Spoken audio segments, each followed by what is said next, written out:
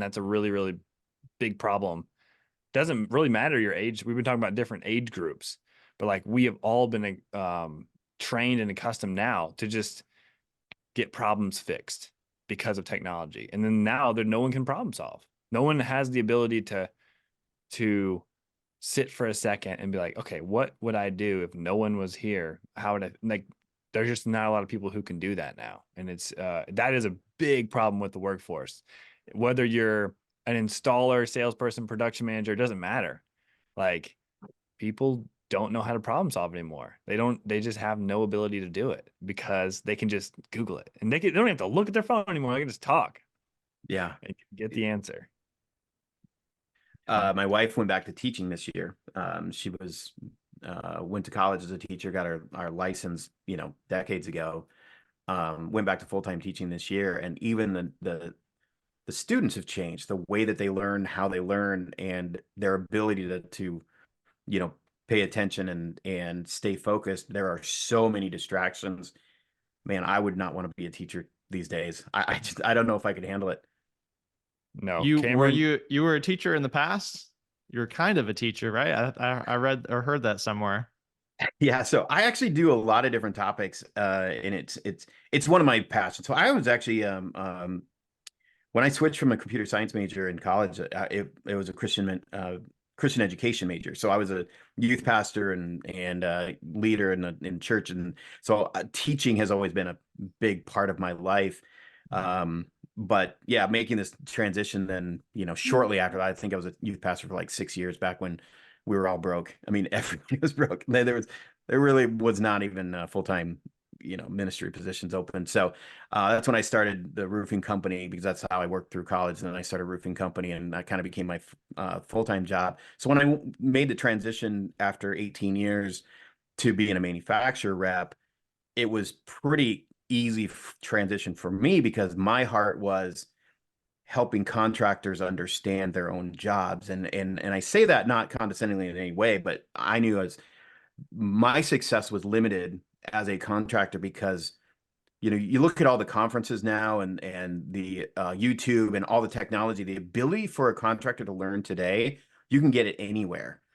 Back in 90s and 2000s, there was nothing like that. And so I remember the defining moment for me, or the defining year, was 2008. And there was massive hailstorms that came through the Twin Cities area. And it was the most work I'd ever done. I mean, it literally came down my road. I did all my neighbors. I did most of my neighborhood. We were working. I mean, it was the most work I'd ever done. I was exhausting for a year. But that was the year that shingles doubled in price in a year. And I didn't know Xactimate. I mean, I knew people were using Xactimate, but I mean, nobody was teaching anybody back then how to use Xactimate and how to actually do storm restoration work, especially with the price increases and the inflation that was going on during those times. So my first year with GAF was then 2 years later, and it really became my purpose as a rep is to help my contractors be successful and keep up with some of that stuff. So I'm welcoming the amount of education and conferences and the ability for somebody who's new to the industry. I think this roofing industry, I love the roofing industry because it's so forgiving. I mean, you can start from practically nothing and become very, very successful in a short period of time.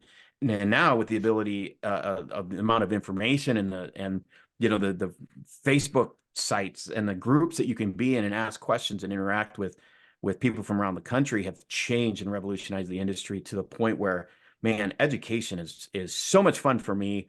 I do a lot of training on codes and compliance and how that relates to storm restoration work. Managed repair programs. I did a lot with MRPs throughout my career in manufacturing, and then and now with Roofle, I spend a lot of time talking about how to keep up with change and the way that technology is evolving the entire industry, and throwing out the word disruptor. I think it's kind of become you know um, almost cliche, but it's absolutely happening. There is disruption happening in this industry. I feel like every week I'm learning of a new one that's coming up. So yes, I do enjoy teaching. I enjoy that portion of the industry. I do have a deep appreciation, even if it's bad information. Sometimes it's like, well, it made me think. So Mm. if you could go back to being to your roofing business and you had access to Roof Quote Pro at that point in time, I don't, did you even have you had a website, or did you have a website at that point in time? So Or websites? it's funny you should say that. I mean, I I didn't have the not internet. trying I mean, to make a joke there.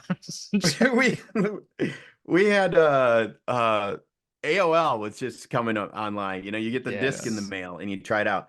And funny you should say that, but I did have somebody and I paid them, I can't remember, $450 or something like that, and they built me a website, and it was horrible. I mean, it looked like it was built on Microsoft Word.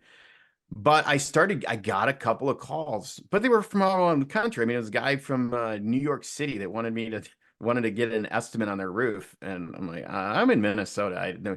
So I mean, this was very, very early time, but yeah, I did have a website for a year, and it did me absolutely no good. So I think I just taking it down. handed So after that. so at the time so even if you'd had Roof Quote Pro at the time, would that have made any kind of an impact? I guess there wasn't enough traffic.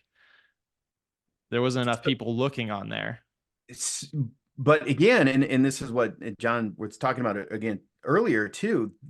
It's you have to. So there's two different things that are happening right now, and this is one of the reasons I love this job, and I love this question, I love this conversation, because there are two different adoption points that are happening right now with instant estimation and this. And the first adoption is by the roofing companies. The roofers have to look at this, and they're scared of a few different things.